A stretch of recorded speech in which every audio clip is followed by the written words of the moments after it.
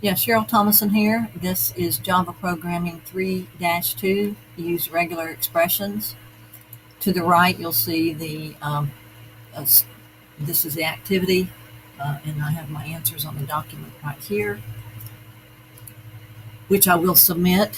On the left, you see Eclipse Workspace, and that's where I have written my programs, put my programs in, debugged them, and got them to run. So um, the first question is answered on the document. Second question, it asks you to, the teacher has given you a way to kind of get the answers to a test, but they're all mixed up and they're in incorrect patterns or whatever. So they ask you to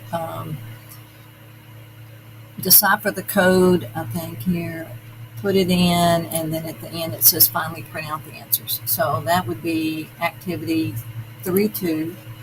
So let me run that over here. And this coded answer key was a file that we had to make ourselves because it was missing from the teacher file. So we had to go, as a matter of fact, we went out online and found it and then made the file in here as a text file right here. So that's where that came from. But anyway, so when you run it,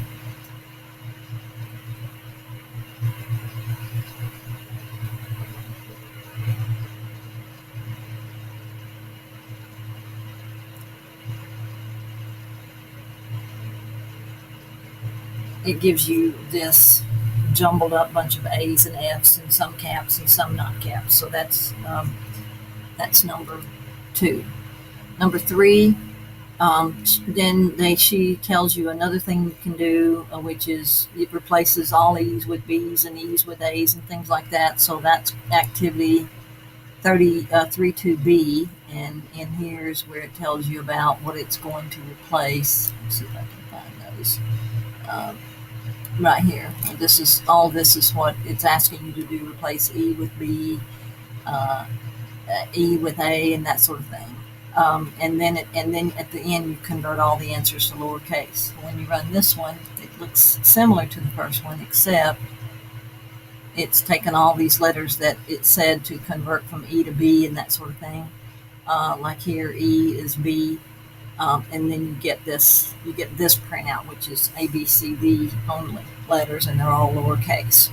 That's the second one. The third one is a student who wants to have cupcakes, and well, not cupcakes. They want to do something with birthdays.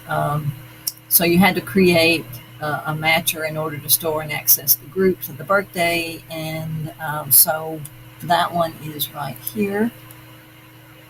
And they sort of gave you a little nudge on here how to get started. And then when you run this one, so you enter your birthday in this format here. So if I enter a birthday, and all this does is just store. So if I enter a birthday 0214 1958, if you do that and hit enter, then I guess it's not showing here. 0214 1958, and then you hit enter, and then it should store those birthdays somewhere. I mean, I don't know exactly where it stores them, but anyway, it stores the birthdays. That's number 4.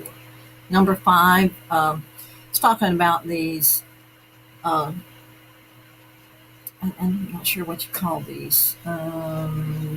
These are like wild cards or something, but it says here that it tells you what's going to happen, that if you have a question mark, it's either going to represent a 0 or a 1. So that means that in front of Anna, A-N-A-N-A, that you can have one letter or no letters. And so here, this one would be true, this one would be true, and this would be false because it's got 2 letters. So that's also answered in the document.